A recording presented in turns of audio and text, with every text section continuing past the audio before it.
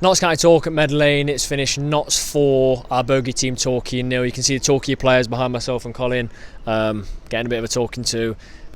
We were just dominant, weren't we? We really were. You know what I mean? It was fantastic to see.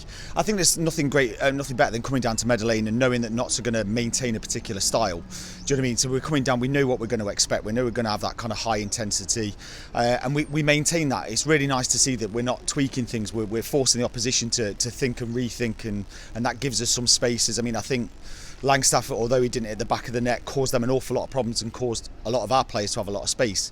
I mean, you know, credit goes to Naman, Chickson, for example, going down the left and right and the work that they did. And also, I have to say, you know, how high our centre halves played. You know, obviously that was reflected in Rawlinson's goal, but I think also, you know, all the time there was one of them on the edge of the box looking to either win the ball back early or to play it through. And credit to Torquay, you know, they pressed early doors, but I think they ran out of steam as soon as that first goal went in. You know, you could see that they put an awful lot of effort in, and it must have been quite difficult to go, okay, here we go again. You saw them sort of drop deeper and deeper, and obviously you saw it, you know, they tired towards the end, didn't they? And that's when the goals started flying in, didn't they? How impressive is it that we've scored 10 goals in the last 2 games and 1 has been from Langstaff? It is, and it sends a massive message, doesn't it? You know, I think if you've got one danger man that teams can plan for and prepare for, and I have no doubt that Torquay did that today. You know, I think they did a man-to-man job on him. They limited his space, but of course that causes space for other people, and you see it today that you can't just put all your eggs in one basket. You can't focus just on Langstaff at all, because we've got so many threats in and around the pitch. I think Austin could have got one, you know, today as well. You know what I mean? So again, it just shows that we've got these numerous threats that, you know, clubs cannot just focus on Macaulay Langstaff, because we will threaten them in other ways. And as a Notts fan, obviously, that's fantastic to see. Yeah, how important. We were talking, myself and George, on the Pavers perspective about how important the wing-backs are. Oh, completely. You know what I mean? And one of the things that I've noticed with Notts, although it didn't necessarily happen today, was we tend to cross the ball early as well, which causes absolute chaos in their box as well. But I mean, you know, Chickson got a round of applause several times just for his work rate as well. You know, he ended up on the right, didn't he? And then ended up getting on the end of it on the other side as well. It's fantastic to see, and all the players are buzzing off it. And I think that was not something that was part of our game last season or for the few seasons, so credit to Williams for building that in. But I have to also say a special mention to Bajrami, who I thought was absolutely phenomenal. The disruptive work that he did in that midfield, which probably wasn't as glamorous as some of the other things that we could talk about, but every single time Torquay thought they were going to have a chance, his head was on it, his foot was on it, and like I say, I think he deserved his goal at the end as well. But a fantastic all-round performance from him. Yeah, we've got a clean sheet as well. Obviously Brindy got the red card for 2 yellows against Wealdstone, and Baldwin slotted in, I thought, very well.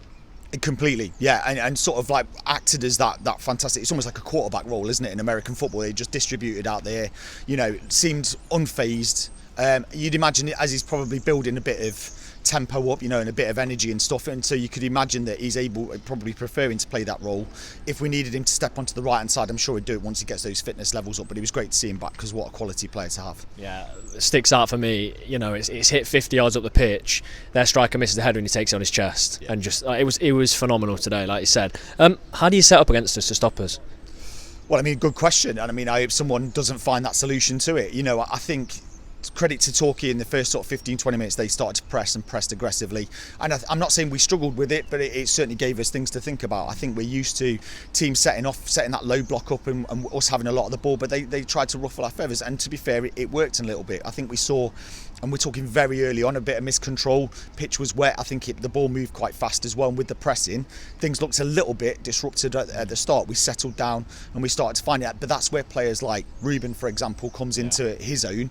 All it takes is a drop of the shoulder, or a twist, or a turn, and he breaks through. And we almost saw that a couple of times before the eventual goal went in. And we've got players like Castro as well who can do that as well. I was thinking, and I was sort of texting Richard, you know, not stats, on our WhatsApp group and stuff, just saying, look, you know, if we don't unlock it this way, then Castro might have to come on and do. And we saw that again, you know, with his goal. But we've got so many different ways and so many different threats that it's just fantastic to see as a Notts fan, and we really hope that no one finds a solution to it. Final question: confident for Bromley on Tuesday? Yeah, confident. I think we can't help but come away from this confident. It builds confidence all the time. You know, I'm confident coming down to Meadow Lane and knowing the type of performance that we're going to see, and we're forcing the opposition to react to it. And that's the position we want to be in. This is our style. This is how we're going to play and set up. You deal with it, and so far, no one's managed to. Yeah, brilliant. Cheers, Colin. Cheers.